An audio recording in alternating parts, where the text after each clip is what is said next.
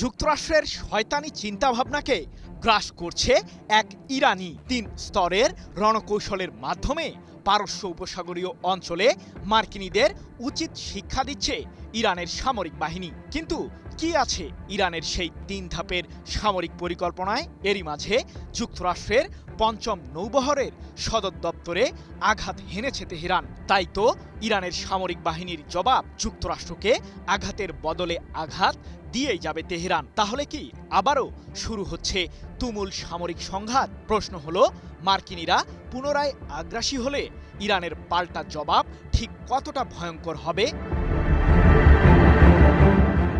প্রতিশোধ আরও তীব্র করার অবস্থানে অটল ইরানের সামরিক বাহিনী। শক্তি ও ক্ষমতা প্রয়োগ ছাড়া কিছুই বোঝে না মার্কিনীরা, এমনটি জানিয়ে ইরানের পার্লামেন্টের জাতীয় নিরাপত্তা ও পররাষ্ট্র নীতি কমিশনের সদস্য ইসমাইল কাউসারি বলেছেন, শয়তানি চিন্তাভাবনা থেকেই যুদ্ধবিরতি লঙ্ঘন করে যুক্তরাষ্ট্র আমাদের উপর হামলা চালাচ্ছে, যার কোনো যুক্তি নেই। তবে আমাদের সামরিক বাহিনীও শত্রুদের কড়াভাবেই জবাব দিচ্ছে। ৩ জুন এক প্রতিবেদনে বিষয়টি নিশ্চিত করেছে ইরানের রাষ্ট্রীয় সম্প্রচার মাধ্যম প্রেস টিভি।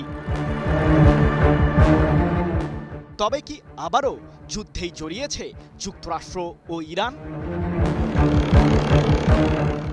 ইরানের পারমাণবিক ও ক্ষেপণাস্ত্র কেন্দ্রগুলোকে ঘিরে বিভিন্ন ষড়যন্ত্র চালানোর পর যুক্তরাষ্ট্র এখন হরমুজ প্রণালীকে নিয়েও মাথা ঘামানো শুরু করেছে। সম্প্রতি আন্তর্জাতিক এই জ্বালানি রুটটিতে থাকা ইরানের একটি তেলবাহী জাহাজকে লক্ষ্য করে মিসাইল হামলা চালায় মার্কিন কেন্দ্রীয় কমান্ড। শুধু তাই নয়, ইরানের কেশম দ্বীপে অবস্থিত দেশটির সামরিক বাহিনীর একটি যোগাযোগ টাওয়ারেও আঘাত হানে যুক্তরাষ্ট্র। তবে মার্কিনীদের এসব ষড়যন্ত্রের চরম মূল্য চুকিয়ে দিয়েছে ইরানও।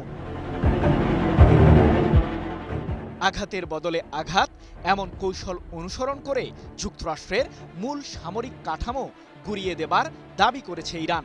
এক্ষেত্রে তেহরান ব্যবহার করেছে ৩ স্তরের সমর কৌশল, যার মাঝে পারস্য উপসাগরীয় অঞ্চলে থাকা পানায়া নামের যুক্তরাষ্ট্র ও ইসরায়েল সংশ্লিষ্ট একটি জাহাজে পাল্টা হামলা চালিয়েছে ইরানের সামরিক বাহিনী।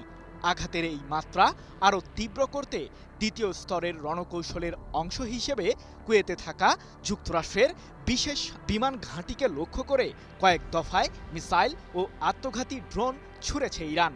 আন্তর্জাতিক সংবাদ মাধ্যমগুলোর ভাষ্য, ইরানের এমন হামলার ফলে ধ্বংস হয়েছে কুয়েতের আলী আল সালেম নামের ওই সামরিক ঘাঁটিটি। এদিকে যুক্তরাষ্ট্রকে উচিত শিক্ষা দিতে তৃতীয় ধাপে বাহরাইনে থাকা মার্কিন ৫ম নৌবহরের সদর দপ্তরে জোরদার হামলা চালিয়েছে ইরানের সামরিক বাহিনী। এ প্রসঙ্গে দেশটির সর্বোচ্চ প্রতিরক্ষা বাহিনী আইআরজিসির দাবি, পারস্য উপসাগরীয় অঞ্চল জুড়ে থাকা মার্কিনীদের বিভিন্ন স্থাপনায় হামলার মাধ্যমে আমরা প্রমাণ করেছি যে গোয়েন্দা আধিপত্য, সমরাস্ত্রের শ্রেষ্ঠত্ব এবং সাইবার ইলেকট্রনিক শক্তিতে বহুদূর এগিয়েছে ইরান।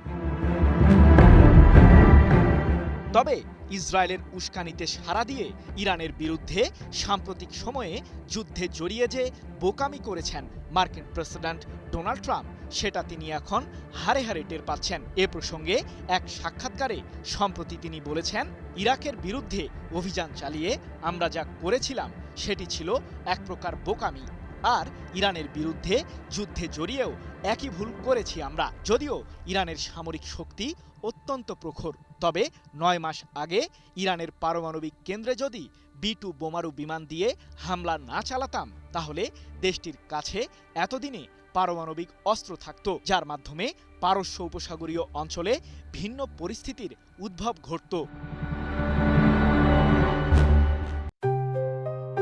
JBS holdings limited.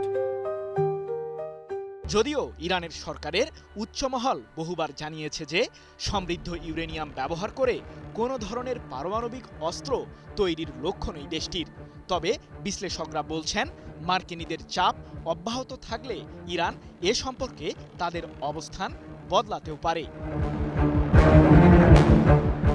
সৃজন মাহমুদ, নিউজ 24।